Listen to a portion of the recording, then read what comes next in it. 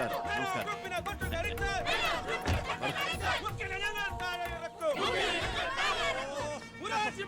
ഇവിടെ കിടന്ന് തൊണ്ട കീറിയിട്ട് ഒരു കാര്യമില്ല. മുഖ്യന്റെ മുമ്പിൽ ചെന്ന് വിളിക്കാം. അങ്ങനെ കേക്കട്ടെ. വിഷമിക്കണ്ടോ വേലായുധ. എന്റെ കൂടെ നിൽക്കുന്ന നിങ്ങളെ രണ്ടുപേരെയും പാർട്ടി സെക്രട്ടറി സ്ഥാനത്ത് നിന്ന് മാറ്റിയിട്ടുണ്ടെങ്കിൽ തിരിച്ച് ജനറൽ സെക്രട്ടറി ആയിട്ട് അവരോധിക്കും ഞാൻ. ഇതൊക്കെ ആ മുഖ്യമന്ത്രി അവരാജന്റെ പണിയാ. ഉടനെ ഒരു തീരുമാനം എടുത്തേ പറ്റൂ. വളരെ ശരിയാണ്.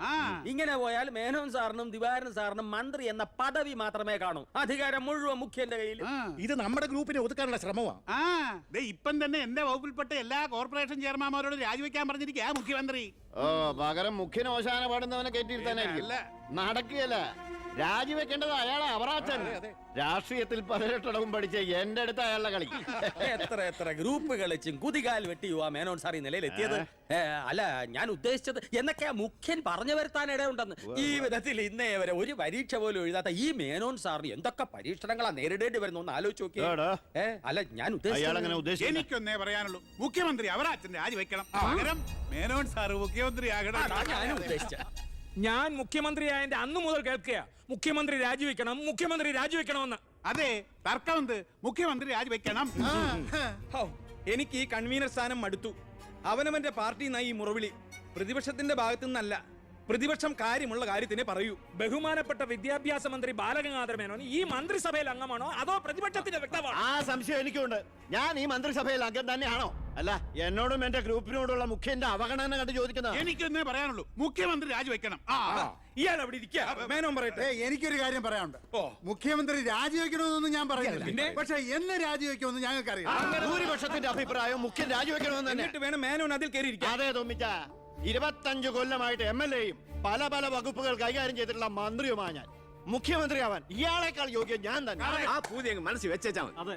ഇത്രയും അഴിമതി ആരോപണങ്ങൾ ഉണ്ടായിട്ടുള്ള ഒരാളെ മുഖ്യമന്ത്രിയായിട്ട് കേരളത്തിൽ വേണ്ട. എന്റെ പേരിൽ ആരോപണങ്ങളേ ഉള്ളൂ. പക്ഷെ മുഖ്യമന്ത്രി അടക്കം പല മന്ത്രിമാരും നടത്തിയ അഴിമതികളുടെ വ്യക്തമായ തെളിവുകൾ എന്റെ കയ്യിലുണ്ട്. അയ്യയ്യേ, നിർത്ത്.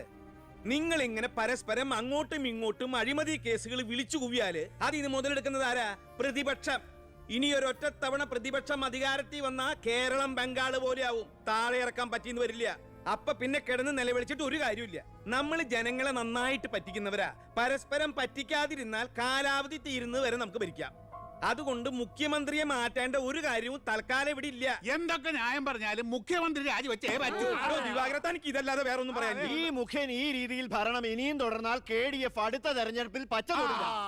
കൺവീനറെ, ഇതൊക്കെ പത്രക്കാരെയും TV-ക്കാരെയും വിളിച്ച് സർക്കാരിനെ കരിവാരി തേക്കാൻ ശ്രമിച്ചാൽ എനിക്കിതൊക്കെ ഹൈക്കമാൻഡിനോട് പറയേണ്ടി വരും. പേടിപ്പിക്കല്ലേ. എന്റെ ഗ്രൂപ്പിന്റെ ഹൈക്കമാൻഡ് ഞാൻ തന്നെ. അവറാജ, അധികകാലം മുഖ്യമന്ത്രി കസേരയിൽ സുഖമായിട്ട് ഇരിക്കാമെന്ന് കരുതണ്ട. മുഖ്യമന്ത്രിയെ കൊണ്ട് രാജിവെപ്പിച്ചേ ഞാൻ അടങ്ങും.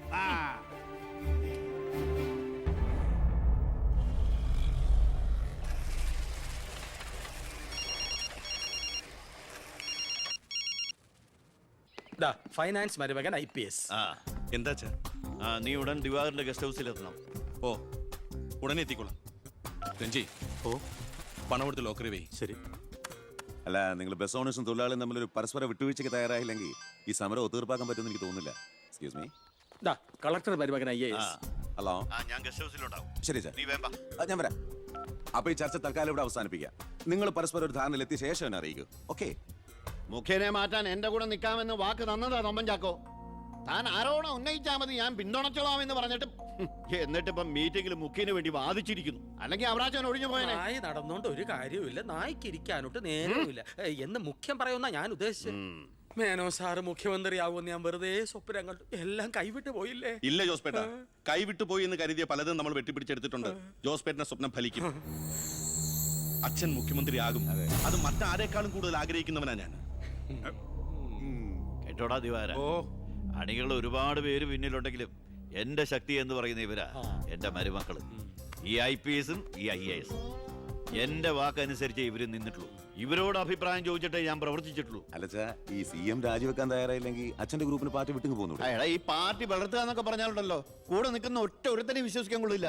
വളരെ ശരിയാണ്. ഈ നിൽക്കുന്ന ദിവാരൻ സാറ് പോലും മന്ത്രിസ്ഥാനം കളഞ്ഞിട്ട് വരില്ല. വരുമോ? അല്ല, അത് പിന്നെ അറിയാടോ, മുന്നീന്നും പിന്നീന്നും കുത്ത് പ്രതീക്ഷിച്ചിട്ട് തന്നെ ആ കൂടെ കൊണ്ടു കിടക്കുന്നു. ഞാൻ ഒഴിച്ച്. അച്ഛാ, ഒന്നിങ്ങോട്ട്. പാർട്ടി വിടുക എന്നൊക്കെ പറഞ്ഞാൽ മണ്ടത്തരവാ. CM രാജിവെച്ചൊഴിയേണ്ട ഒരു സാഹചര്യം ഇവിടെ ഉണ്ടാക്കിയാൽ പോരെ? നിങ്ങൾ എന്തുണ്ടാക്കിയാലും ശരി മുഖ്യമന്ത്രി രാജിവെക്കണം. എനിക്കതേ പറയാനുള്ളൂ. നീ എന്താ ഉദ്ദേശിക്കുന്നത്? സ്വാശ്രയ കോളേജുകൾക്കെതിരെ വിദ്യാർത്ഥികളുടെ സമരം നടക്കുകയാണല്ലോ. അതെ. മുൻപന്തിയിൽ നിൽക്കുന്നത് മുഖ്യനെ പിന്തുണയ്ക്കുന്ന കേസയാ. അത് വിദ്യാഭ്യാസ മന്ത്രിയായ അച്ഛനെതിരുള്ള മുഖ്യന്റെ കളിയാണ്. ആ സമരം വഷളാക്കണം. അതെന്നെയല്ലടാ ബാധിക്കുക. ഞാനൊന്ന് പറഞ്ഞോട്ടെ. സമരം ചെയ്യുന്ന വിദ്യാർത്ഥികളെ പോലീസുകാരെ കൊണ്ട് നമ്മൾ തല്ലിച്ചതയ്ക്കുന്നു. ആഭ്യന്തരം കൈയടക്കി വെച്ചിരിക്കുന്ന മുഖ്യനെതിരെ വിദ്യാർത്ഥികൾ തിരിയും. കേരളമാകെ ആളിപ്പടരുന്ന വിദ്യാർത്ഥി സമരത്തിന് മുന്നിൽ മുഖ്യൻ മുട്ടുമടക്കും. സാറിന്റെ ബുദ്ധി കൊള്ളാം, പക്ഷെ മുഖ്യൻ പറയുന്നതല്ലേ പോലീസ് കേൾക്കൂ. പിന്നെ ഞാൻ പറഞ്ഞാ കേൾക്കുന്ന പോലീസുകാരും ഉണ്ട് ജോസഫേട്ട. ASP അർഷൻ എനിക്ക് വളരെ വേണ്ടപ്പെട്ട ആളാ. ഞാൻ അച്ഛനോട് പറഞ്ഞിട്ടില്ല നമ്മുടെ മീനൂട്ടിക്ക് വേണ്ടി. ആ. Hello sir, how are you sir? Yes, കാര്യം മനസ്സിലായി. പക്ഷേ എന്ത് പ്രകോപനം ഉണ്ടായാലും പോലീസ് സംയമനം പാലിക്കണമെന്നാ CM-ന്റെ ഓർഡർ. എടോ, പോലീസിന് നൊന്താ നിങ്ങൾ കൈയും കെട്ടി നോക്കി നിൽക്കുവോ? അത് പിന്നെ പ്രത്യേകിച്ച് പറയണോ? ആ, എങ്കിൽ പോലീസിന് നോവും. പിന്നെന്താ ചെയ്യേണ്ടെന്ന് അറിയാമല്ലോ. ഇതാണ് കുശാഗ്ര ബുദ്ധി.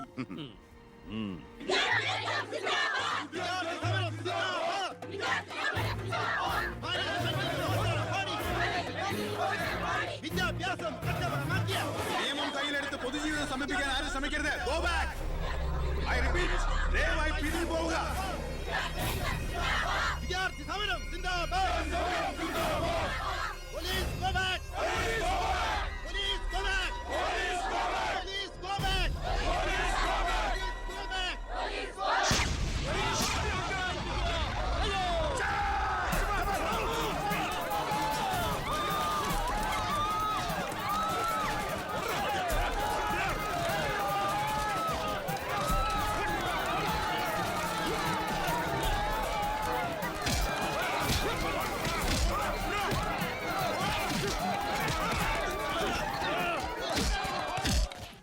ഹലോ പവിത്ര, എന്തോ പോലീസ് പിള്ളേരെ തല്ലിച്ചതക്കിയത് എന്റെ മകളാ. പവിത്ര, നിന്റെ താന്ത്രം ശരിക്കും ഏറ്റ് കേട്ടോ. അവിടെ പോലീസും പിള്ളേരും തമ്മിൽ പൊരിഞ്ഞ യുദ്ധം. ഇതോടെ മുഖ്യന്റെ പ്രതിച്ഛായ മാറിക്കിട്ടും. അച്ഛൻ നോക്കിക്കോ, ഇനി വിദ്യാർത്ഥികൾ ഇറങ്ങിയിരിക്കില്ല. കേരളക്കരയാകെ പ്രതിഷേധം കത്തിപ്പടരും. വിദ്യാർത്ഥികളെ തൊട്ട് കളിച്ചോ, മക്കളെ നീക്കൾ സൂക്ഷിച്ചോ,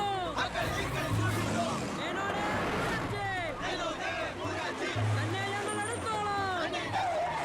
വിദ്യാർത്ഥികളെ തൊട്ട് കളിച്ചോ, മക്കളെ നീക്കൾ സൂക്ഷിച്ചോ, വിദ്യാർത്ഥികളെ തെരുവിലിറക്കി, ഗ്രൂപ്പ് കളിക്കാൻ നോക്കണ്ട.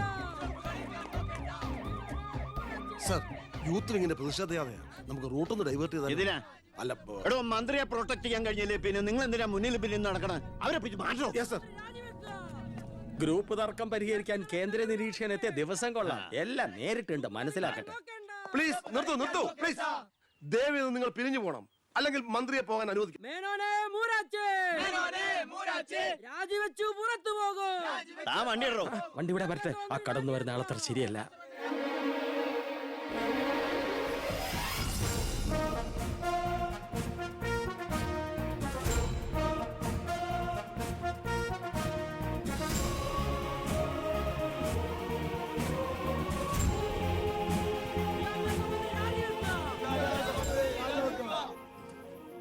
സാർ, അക്രമം അഴിച്ചുവിടാൻ വന്നവരല്ല ഞങ്ങൾ.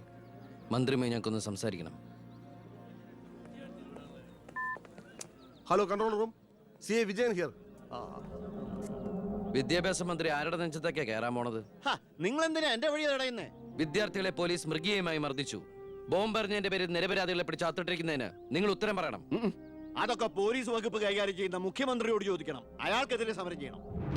ഓ, അവനെയും കൊണ്ടുവാ. നിങ്ങളുടെ അധികാര മോഹങ്ങൾക്ക് വേണ്ടി പാവം വിദ്യാർത്ഥികളെ കരുവാക്കാൻ നോക്കണ്ട. ബഹുമാനപ്പെട്ട വിദ്യാഭ്യാസ മന്ത്രി ഉദ്ദേശിച്ച പോലെ ഇതിന്റെ പേരിൽ ഒരു വിദ്യാർത്ഥി സംഘടനയും സമരം ചെയ്യില്ല, അക്രമങ്ങൾ അഴിച്ചുവിടില്ല. അവരെല്ലാം തിരിച്ചറിഞ്ഞു കഴിഞ്ഞു. ഇവനാണ് പോലീസിന് നേരെ ബോംബെറിഞ്ഞവൻ. 3rd റേറ്റ് ഗുണ്ട വിക്ടർ സാമുവൽ. മന്ത്രി പറയണം ഇവൻ ഏത് കോളേജിലാണ് പഠിക്കുന്നതെന്ന്. ചക്കിന് വെച്ചത് കൊക്കിന് കൊണ്ടു. സമാധാനപരമായി സമരം നടത്തിയവരുടെ ഇടയിൽ നുഴഞ്ഞു കയറി ബോംബെറിഞ്ഞ് എന്തിനാണെന്ന് ഇവൻ പറയും. ആര് പറഞ്ഞിട്ടാന്ന് ഇവൻ പറയും. കത്തിക്കട കോലം. പെർഫെക്റ്റ് കോലം. വിദ്യാഭ്യാസ മന്ത്രി രാജിവെക്കുക. വിദ്യാഭ്യാസ മന്ത്രി രാജിവെക്കുക.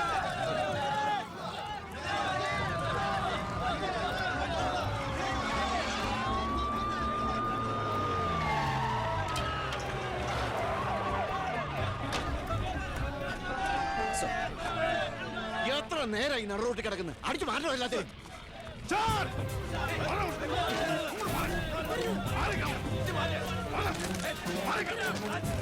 വയലിനായിട്ട് താനും തൂക്കിക്കോളൂ വെറുതെ ഒരു ഇഷ്യൂ ഉണ്ടാക്കണം കോലം കത്തോട് രസിക്കുക അടിച്ചോടിക്കൊല്ലാതിനെ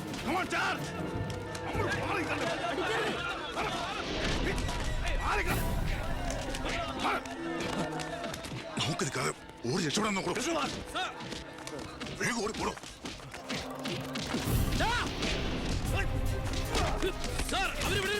അവനെ പോകാൻ പറഞ്ഞേ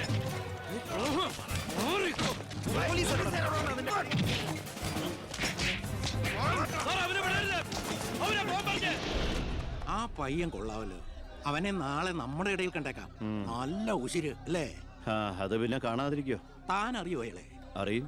ഞങ്ങൾ തമ്മിലൊരു ചെറിയ ബന്ധമുണ്ട്. എന്തു ബന്ധം? എന്റെ ഒരേ ഒരു മോന. ആറ്റുനോറ്റുണ്ടായ ഒരേ ഒരു ഉണ്ണി. അവന്റെ ചോറ് ഇവിടെയും കൂർ അവിടെയുമാണ്. അവൻ നിൽക്കുന്നത് മുഖ്യന്റെ ചേരിയില്ല, താമസിക്കുന്ന മേനോൻ സാറിന്റെ വീട്ടിലും. ഇവരുടെ വീടാണ് ഒരു വീട്, കുടുംബം ഒരു കോവിൽ.